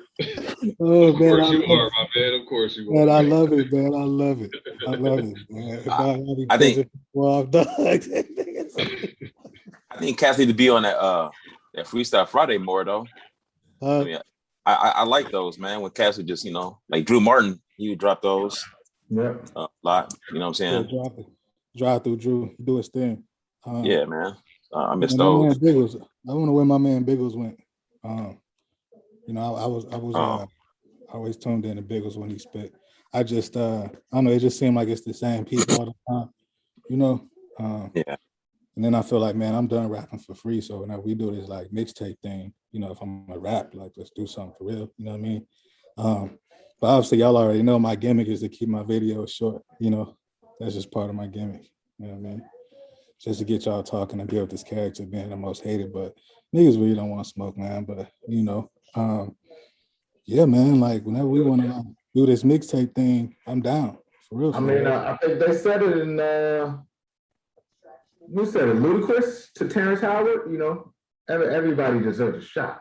Everybody got a hot 16. He was bullshit. That's a terrible example, though, my nigga. He was bullshitting the fuck out of him.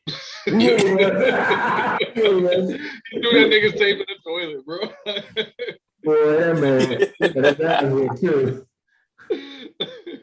Yeah, but hey, because everything's been so dry, that's why I think that this is a good idea, and it could probably give the group a breath of fresh air. Yeah. And if other cats want to join in and give their opinions, to keep the lineup rotating, that can help keep this fresh, and because I got bars that I didn't even share, so I'm just waiting on the right moment. Oh, nigga, just spit. Just spit.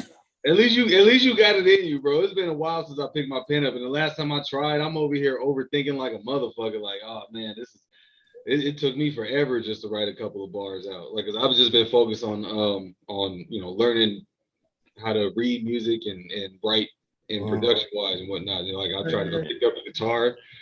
I'm trying to do that aspect of it. I'm not really writing anymore, and when I do try it, man, that shit takes me a long ass time. Man, for somebody who don't really listen to or rock with J. Cole that hard anymore, you certainly talking like he talked about his writing process and his production, and you got to look. You talk about it like J. Cole. Hey, they say you don't like people that are a lot like you. Maybe that's the case, but hey, you go to Nigeria. You better not go on there. You better not go on there with less than a minute. Oh man. Better play some basketball too, huh? You gotta do 2 minutes. You gotta let the first four bars just ride and really only rap 1 minute. But as long as the video is 2.5 minutes, they'll love you for it. Take the Lulu approach.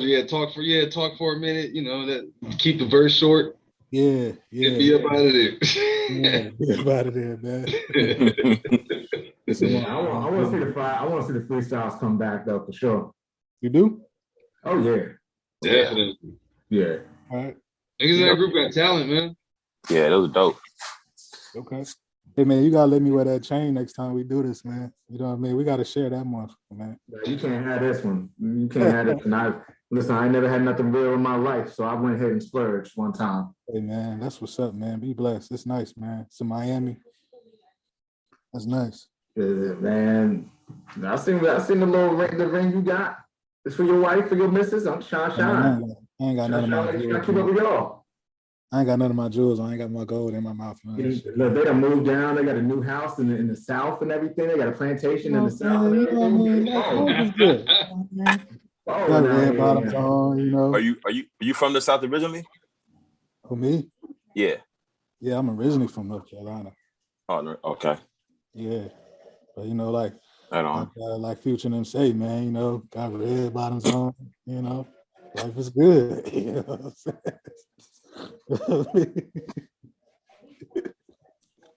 I don't know who Future is, but I'll check him out one day.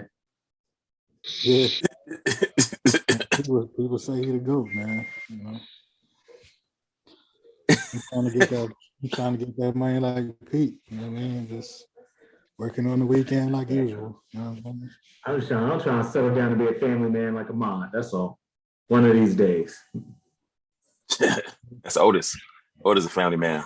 We ain't both y'all. Yeah, see, Otis is a family man. You got a dog? Yeah, I am a family man. God damn. Yeah.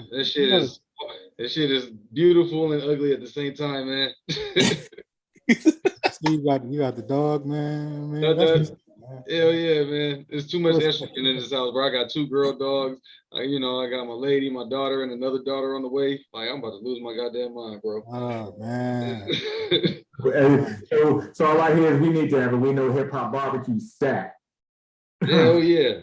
Before I start punching walls in this motherfucker. Just to remind myself. Don't you?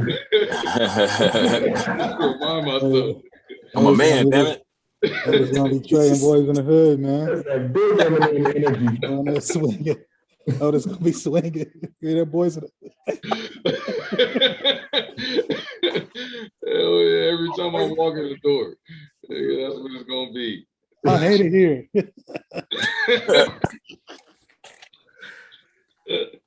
When are y'all expecting?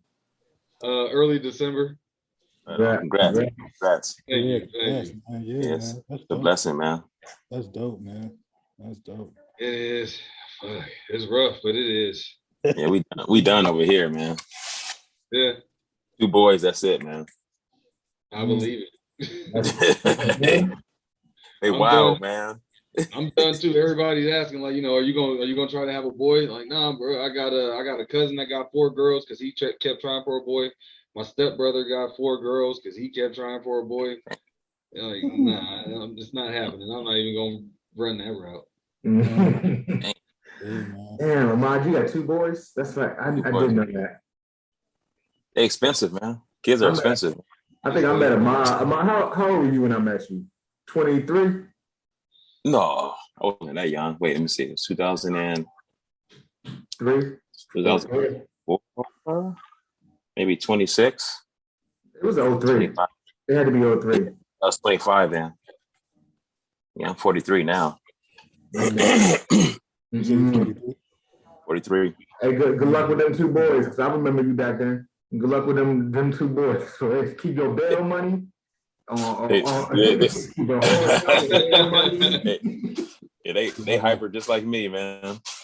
Which is good. I mean, like I'd rather have kids like that, saying they want to get out, do stuff, not just sit in the house all day or just, so they get out.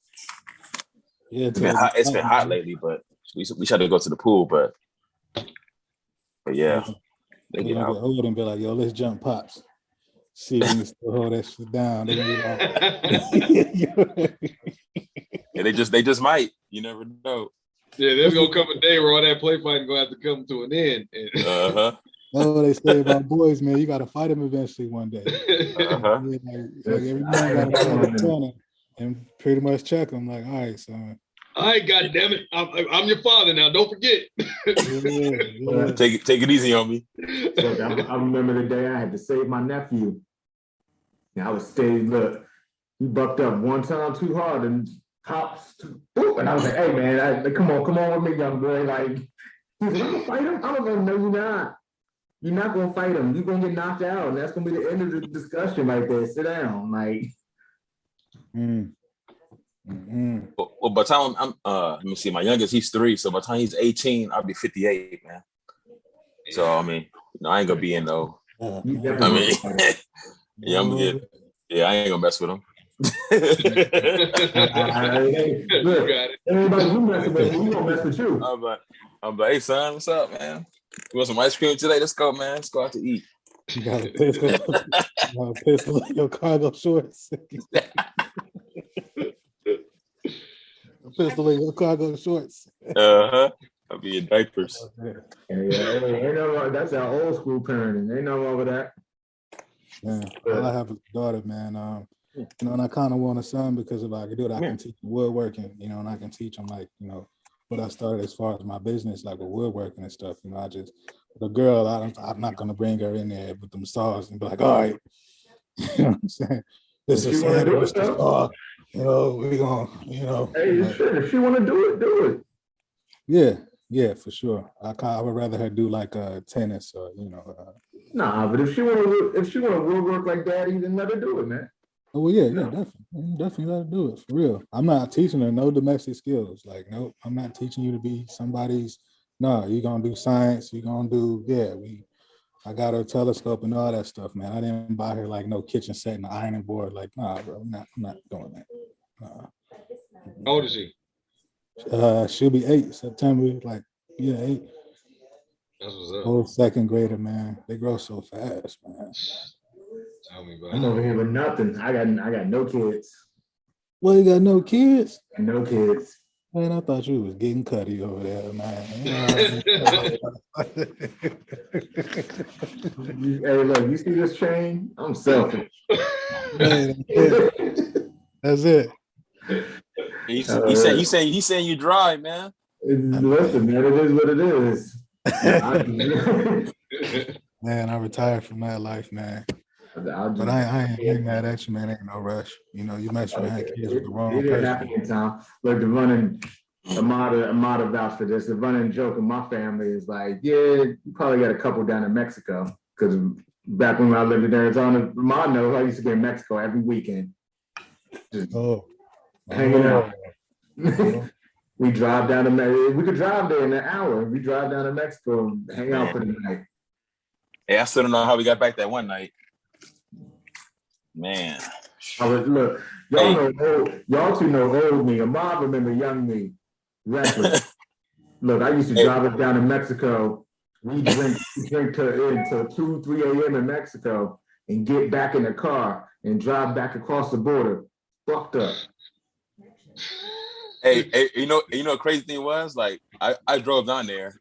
We get into the bar and, like, you know, I had on my ID. They're like, hey, if you're drunk, we're gonna keep your ID. And so I drink a couple and I keep drinking. And I'm like, damn. It's like towards the end of the night, I'm like, man, I'm like messed up. So I'm like, let me pretend. Savages, I was like, let me pretend. So like I'm sober. And they gave me my ID back, but I was like, man, I was sweating. But I think Pete drove us back though. And that was when I was drinking. Yeah, I think look, this dude, man. $20 all you could drink. Hey, yeah, it was $20 all you could drink. Hey, this dude, man, what was it that he had a big old bottle. I don't remember what it was. He poured alcohol in it. We had the water coolers. I had one of the water coolers, like the office water cooler. You know, so like a big 5-gallon, whatever. And we just filled it over. It wasn't that big. We had the office. No, it was about 5-gallon. It's a 5-gallon. You talking about a different time. You talking about when I shoved the. You talking about the gallon? I had the gallon thing, and I shoved the thing. It was something, man. Yeah, it was some kind of juice, some good stuff in there. And this dude chugged it like John Belushi from was that Animal House or something like that? Yeah, man, crazy, man. Hey, he's like 10 minutes later, man. I don't know. Hey, yo, Otis, box holding up good, man. Your what? The box. Otis got that box from me. Oh, hell yeah, man. It's actually right behind me. Hell yeah, man. It's all good. I'm loving it. Sweet. That's what's up. I got mine in my room. Look, Otis, we part owners of that ring. I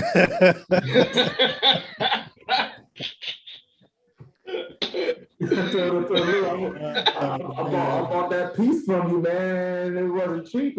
I want 1% of that big diamond you got your wife. I just want a percentage. You going to let me borrow that just for an Instagram picture at least. Man, I can't get it off of her, bro. Yeah, I was gonna say we're gonna that's not once it's on her finger, it's done. We ain't never gonna can't get it off of her. How's the business going? You doing all right with it? Yeah, I kind of I've been slowing down recently because we just moved. So before, like I was grinding out. So I originally started my business. I turned my dining room into a workshop. It was in the middle of COVID, you know what I'm saying? And I was like, dang, man, like I can't, like, I got to be able to make my own money. You know what I mean? So, that pressure make diamonds. I'm like, man, I'm about to drop me a business. Ain't nobody finna stop me from eating. Like, and one day I was listening to Victory Lap. And I don't know, man, Nipsey was just like, what can make a nigga go and get it? Said he want to beat me with the subs in it. Young nigga. I was like, man, I bet. So I took my money and like went to Home Depot, and I told myself, if I buy these tools, I'm gonna use them. Period. So, I took my dining room table. I had like a folding table, and I folded it down. I put my saw on it, and then I moved in with my wife, and then I was working out of her garage. And so now we down here in Tennessee, and so now like I got to get me a shed. I'm trying to get me a little shed to throw in the backyard to put my actual shop in. So, I mean, I got my inventory is still up. My shop is still open, but I'm just not moving as fast as I was before, but it'll pick up. That's what's up. Yeah, we support you. We're going to push that for you. Oh, yeah, definitely. If y'all need anything, for real, man, don't hesitate. You know what I mean? I definitely will knock it out. Definitely. Appreciate y'all support on that, man. I'm glad the things that y'all bought from me is still holding up. It's good quality, So I'm definitely glad y'all enjoying it. Yeah, I gotta get something else too at some point. Sure, that's good though. Yeah, I have to end up getting my daughter a lockbox because, like I said, man, she took it from me right away, but I ended up snatching that shit back. You ain't gonna punk me out of that. You gotta get another one now, though. Yeah, I feel it, man. I only got I got one on deck now. It's green, but just hit me up, man. It's nothing. I'm gonna put you to work with my business too. So yeah, prepare for that in the future. You got a website? Oh, I sell on Etsy. On what? I sell on Etsy. Yeah, I got a site on Etsy.com. Okay. Yeah, I ain't familiar with that. That's what let me go ahead and put it up here for this.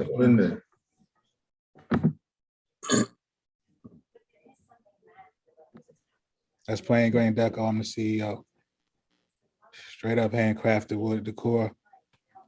Couple guys copped some stuff from me from the group, so definitely hit me up. Or you can just Google Plain Grain Deco. I'm sure it'll pop up. Just click on the link. It'll take you straight to it. Yeah, everything came in good in one piece, looking great. My girl got super excited when she seen it. She was like, "Ooh!" I was like, "This is mine." She's like, "Can we share?" I was like, "Yeah." So it's looking good, man. Thanks, fellas. Yes, sir. Mine's still holding up. It's good quality, and everybody admires it when they see it. So you should get yours. Hey, get yours. What's up, man? I'm about to cop something right now. I see you. Hey, this bottle opener looking nice. Okay, yeah, I got a couple bottles. Okay. The magnets on it. It's pretty dope. Yeah. And then it's shelf organizer. Okay. Yeah, I like this stuff, man. I did wood shop when I was in junior high, but this is like some next level stuff right here. I did wood shop too, nigga. That's when I found out that OJ was innocent. It was just me and one other black kid in the class. Oh man, they announced that shit over the loudspeaker, and all the white kids in the class, they were like, "Oh, me and that nigga Brian, we were just high-fiving and running back and forth celebrating." Yeah, that's the only thing I got out of wood shop, nigga, was that memory. Oh man, that was salty. I took a trip in junior high. Yeah, that was a crazy time, man. Yeah, it was so crazy. We didn't even know we were celebrating, bro. That shit's stupid. That in the Rodney King. I was in junior high when that happened. Rodney King, and when they those cops, they did. They let him off. That was the riots. Yeah, they let him off, man. It was like the next day, man. I just saw the whole city burning down, man. Everything. It was wild, man. But that was the first time they really had it on tape. Drake started recording the Chronic in the middle of the riot. That's a lot of those clips, a lot of those little interlude clips you hear. Yeah, that was yeah. Yeah, my dad, he was mad, man, because they burned his meat market down. Right. He's like, man, my meat market. That's bad, man. I shouldn't be laughing. That's funny.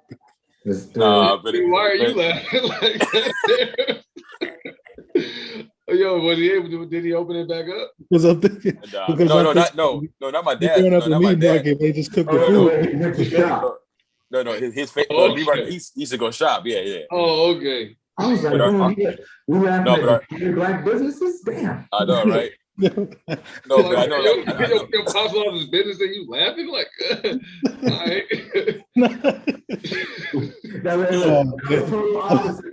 No, but they burned our video store down. Back then, the video stores were popping. They burned the video store we used to go to. They burned it down. I think the dude died in there too, man. I think the dude was trying to go in there and like save his business. He was Korean, and like they were burning Korean businesses down too because of that one girl who had got shot like a year before that. I think she was getting the orange juice, supposedly stealing orange juice, and they shot her in the back. Yeah. And so it was crazy times, man. So people were putting black owned on their businesses at that time because that didn't save them, but they did it, and they had on the Compton SWAT meet, these people had shotguns on top of the roof and shotguns and all that stuff. Man, it was crazy. National Guard came through. It was crazy, man. Crazy times, but I guess I was just laughing because if you burn up a meat market, all you're doing is cooking the food.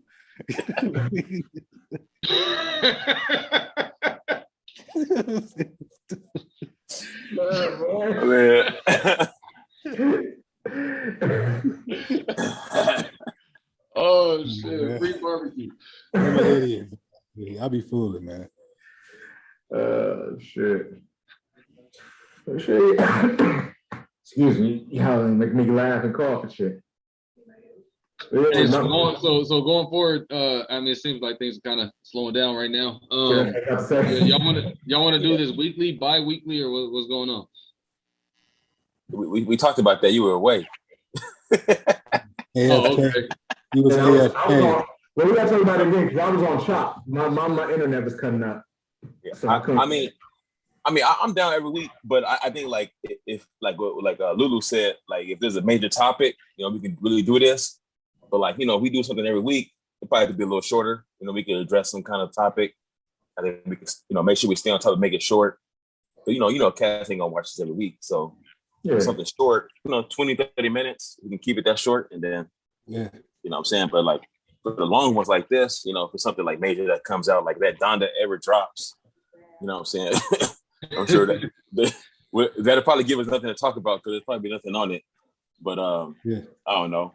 Well, once a month, like that, once a month like this. Yeah, once a month because we can gather a whole bunch of stuff to really chop it up about. It'll give me a reason to pay more attention to the group too, so I can really discuss what's going on in the group, or we can chop it up some stuff. Whether it be about some of the tournaments or the posts that's been going on, or even just some of the characters in there, man. So I think doing it every week, cats ain't gonna tap in every week. It's like, all right, I don't know. I think I just like I don't know. I'm on both sides of it. I think I like every week just because it's something consistent and it don't got to be us four every week. Like you say, you switch it up. Like I don't mind. I paid for the Zoom for the extra time and the whole nine. Just because I was like, look, I want to be able to have it. One is good for me to have in my business, but like I want to be able to have it.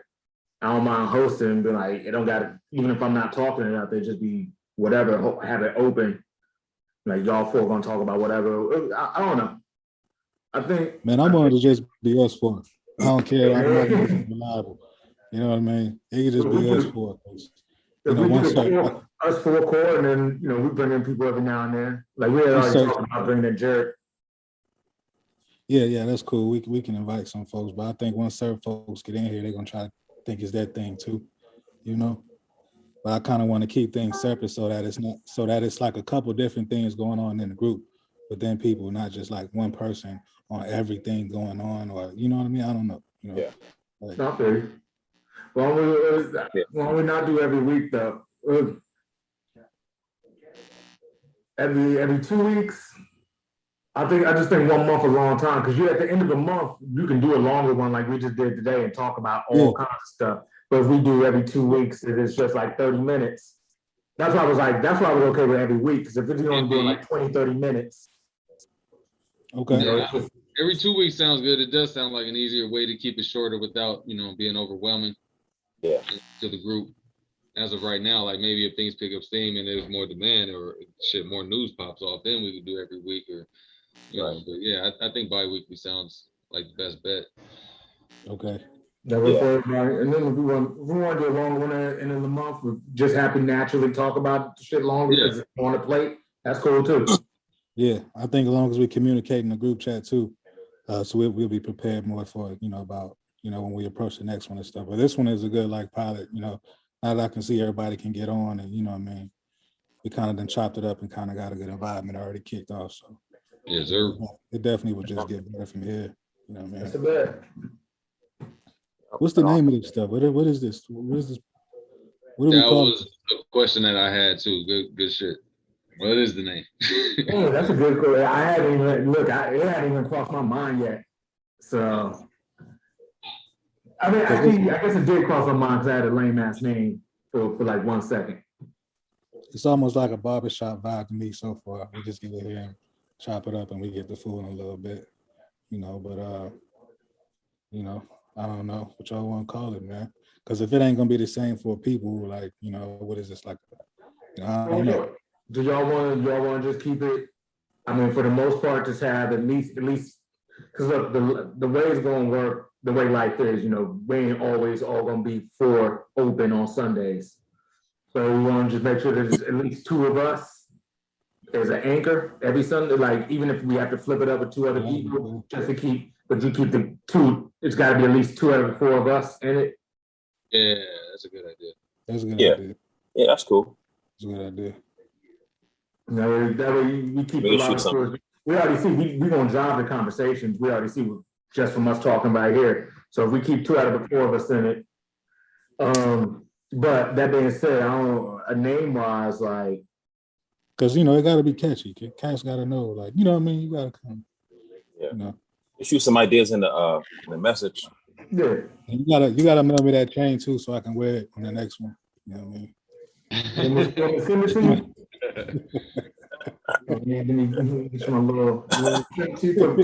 I'll put it in my box.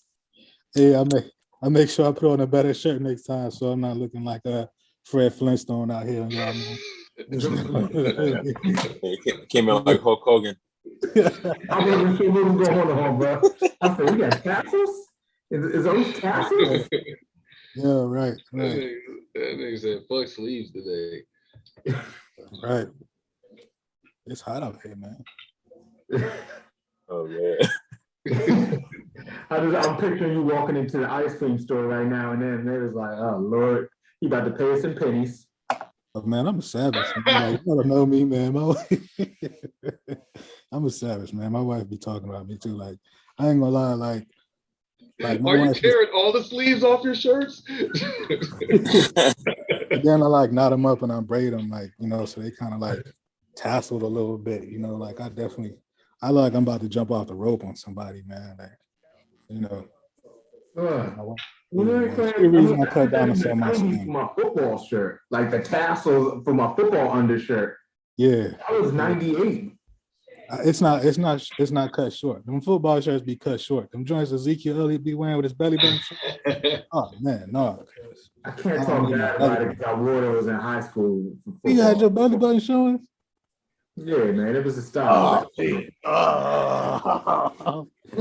hat, that was in shape. Yeah. Boy, he thought you was LL. He thought you was LL, huh? Nah, I don't know who I thought I was back then. Herschel Walker probably or something. I don't know. Some old head. But yeah, I had the half P. Yeah, we was in shape, man. We was a football team. That was back then. I remember playing, like, you know, I was on a wrestling team and I played football in high school. But anyways, you know, I bought a few cats up, put them in a locker, throw them in the trash can, you know, slay some MCs. Yeah, in the same shirt. You know what I mean? Like, you know what I mean? Cats used to rap outside the cafeteria. I used to come there, kill them on some bars, you know, steal that girl after I spit. You know what I mean? Man, yo, y'all don't even know me. You know what I'm saying? Top 5, right? Why wouldn't I be? Like, ain't nobody popping like me in here, man. Like, I'm giving you bars, I'm giving you woodwork. You know what I mean? I'm giving you content. Every time I drop a stat, it's 300. I drop a status, 300 comments. I may say something crazy just to piss people off. You know, I'm top 5 just because of who I am in a group, man. It's just what it is. Huh? All right, Ray J, you got an indoor pool and an outdoor pool. Yeah. Top 5 dead or alive, and that's just 1 LP. You already know, man. Top 5. Ain't nobody done nothing about it yet. I go 0 to 100 because we can do this and we can chop and cut. Just real quick. Favorite moment from the verses or favorite line from the verses? From what verses? Which ones? Cam's line. Cam's line about the side dish. You're the best side dish. You're the best peas and gravy ever. That was cold. That was my favorite line. Okay, yeah.